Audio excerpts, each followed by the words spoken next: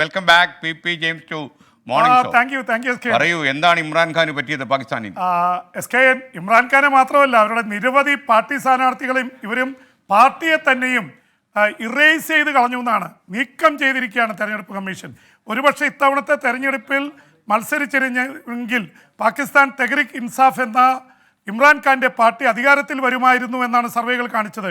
പക്ഷെ അവിടുത്തെ പാക് സൈന്യം സർവ്വപ്രതാപികളാണ്. അവരിടപെട്ട് ഒരുപക്ഷെ കോടതിയെപ്പോലും സ്വാധീനിക്കുന്ന തരത്തിൽ മുൻ പ്രധാനമന്ത്രി ഇമ്രാൻഖാനെ മാറ്റിയിരിക്കുന്നു. ഇമ്രാൻഖാൻ ജയിലിലാണ് എന്ന് മാത്രമല്ല, അവിടുത്തെ നിരവധി സ്ഥാനാർത്ഥികൾക്ക് PTIയുടെ സ്ഥാനാർത്ഥികൾക്ക് സ്ഥാനാർത്ഥിത്വം ലഭിച്ചിട്ടില്ല, അല്ല അവർക്ക് അനുമതി ലഭിച്ചിട്ടില്ല എന്ന് മാത്രമല്ല, ഇമ്രാൻഖാൻ്റെ പാർട്ടിയുടെ ഏറ്റവും വലിയ സിമ്പൽ ക്രിക്കറ്റ് ബാറ്റായിരുന്നു. ക്രിക്കറ്റ് ബാറ്റ് നീക്കി അതിൽ പലർക്കും കൊടുത്തിരിക്കുന്നത് ബോട്ടിലാണ്. ബോട്ടിൽ എന്ന് പറയുമ്പോൾ മദ്യവുമായിട്ട് ബന്ധപ്പെട്ടത് കൊണ്ട് അവിടുത്തെ റൂറൽ ഏരിയയിൽ സ്ത്രീകൾക്കൊക്കെ വലിയ എതിർപ്പുള്ളൊരു ചിഹ്നമാണ്. അതാണ് ചില സ്ഥാനാർത്ഥികൾക്ക് കൊടുത്തിരിക്കുന്നത്. യഥാർത്ഥത്തിൽ പാകിസ്ഥാൻ തെഹ്രീക്ക് ഇൻസാഫ് എന്ന ഇമ്രാൻഖാൻ്റെ പാർട്ടിയെ തെരഞ്ഞെടുപ്പിൽ നിന്ന് ഫലത്തിൽ നീക്കം ചെയ്തിരിക്കുന്നത് ജനാധിപത്യ വിരുദ്ധമാണെന്ന് PTI പാകിസ്ഥാൻ തെഹ്രീക്ക് ഇൻസാഫ് ആരോപിച്ചിട്ടുണ്ട്.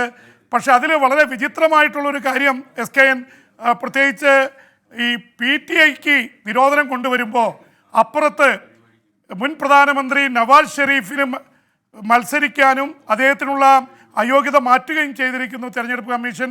അദ്ദേഹം അടുത്ത പ്രധാനമന്ത്രിയാവുമെന്നാണ് പൊതുവെയുള്ള പ്രചരണം.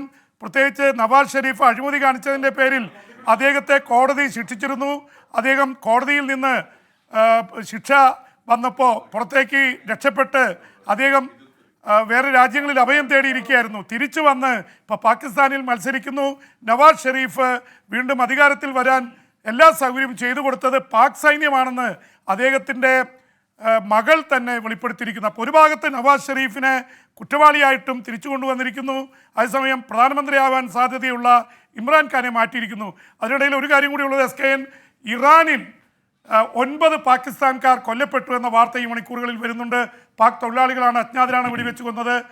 ഇതിൻ്റെ പിന്നിൽ ഇറാൻ്റെ ഭീകര സംഘടനകളാണെന്നുള്ള ആരോപണം വന്നിട്ടുണ്ട്. ഇറാനും പാകിസ്ഥാനും തമ്മിലുള്ള ബന്ധം വഷളായിക്കൊണ്ടിരിക്കുകയാണ് ഈ പുതിയ സംഭവവികാസം ഉണ്ടായിരിക്കുന്നത്. ഒരു കാര്യം കൂടി ഉള്ളത്, SKN, പാകിസ്ഥാൻ അമേരിക്കയ്ക്കും കാനഡയ്ക്കും ഇന്ത്യയെക്കുറിച്ച് പരാതി നൽകിയിരിക്കുന്നു. പാകിസ്ഥാനിൽ 2 പേർ അടുത്തിടെ കൊല്ലപ്പെട്ടു, അതിന് പിന്നിൽ ഇന്ത്യയാണ്.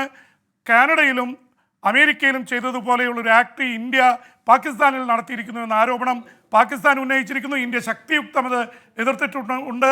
ഈ ഭീകരപ്രവർത്തനം നടത്തുന്നവർക്ക് വിതച്ചത് കൊയ്യും, അതാണ് പാകിസ്ഥാന് സംഭവിച്ചിരിക്കുന്നത് എന്നാണ് ഇന്ത്യയുടെ